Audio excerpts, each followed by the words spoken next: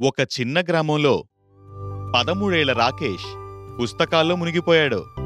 వేడితో విలవిల్లాడుతున్నాడు. తల్లి విసనకర్రతో విసురుతుంది. తండ్రి ఒక మూలలో మౌనంగా ఒకంత గర్వంగా ఉన్నాడు. కాని నిరాశగా కూడా ఉన్నాడు. ఇంకేదైనా చేయగలిగితే బావుండును. తండ్రి రాగి చెంబుతో నీళ్లు తాగుతున్నాడు. అప్పుడే రాకేష్ ఇలా అంటాడు, నాన్నా, నీకు తెలుసా, రాగి కేవలం దృఢంగానే ఉండదు, ఇది మోటార్లలో కూడా ఉపయోగించబడుతుంది.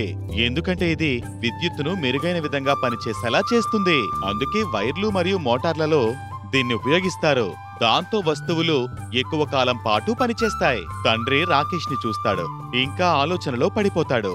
ఆ రోజొక నవోదయం. గ్రామంలో మొదటిసారి కరెంటొచ్చింది. అందరూ సంతోషంగా ఉన్నారు. తండ్రి రాకేష్ ని చూస్తాడు.